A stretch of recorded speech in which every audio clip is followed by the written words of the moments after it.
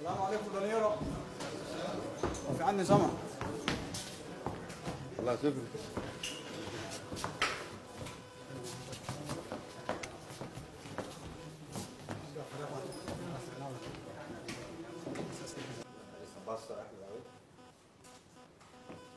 warmartiyeedka madasha samata bixinta Soomaaliyeed August 31 2025 madasha samata bixinta Soomaaliyeed oo kulan labadii maalin ee 31 bisha August ku yeeratay magaalada Muqdisho ayaa kaga arisatay xaaladda dalka iyo halista ay dawlad-dhiska iyo dib u heshiisiinta dadka Soomaaliyeed wajahayso waxaana ka soo baxay go'aanada soo socda.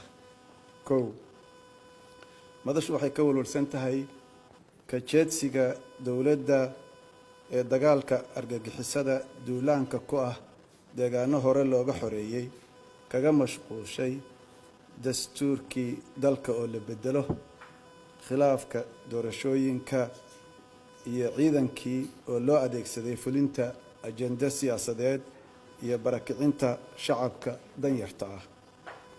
madashu waxay ugu baaqaysaa dawladda inay u soo jeesato la dagaalanka argagixisada al-shabaab iyo daacish lana timaado qorshe istaraatiijiyad iyo abaabul hogaamineed oo lagu taageero.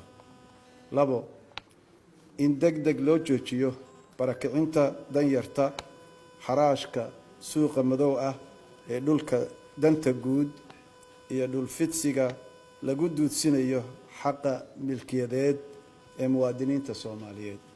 3 in madaxweynuhu ka laabto wax ka beddelkii sharci darrada ahaa ee uu ku sameeyay dastuurkii la isku raacsanaa ee 2012 si dalka looga badbaadiyo qalalaase iyo dastuuro iska soo horjeeda.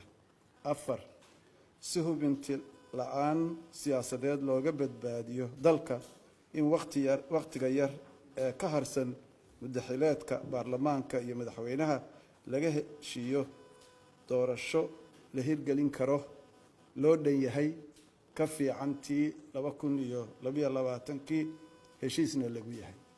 5 madashu waxay u aragtaa xeerka doorasho kan xisbi iyo guddiga doorashada ee uu madaxweynuhu samaystay inay yihiin shaati isaga ku jin ah sababta luqunta la iskugu suray doorashooyinka heer deegaan dowlad goboleed iyo federaalna ay tahay muddo kororsi. 6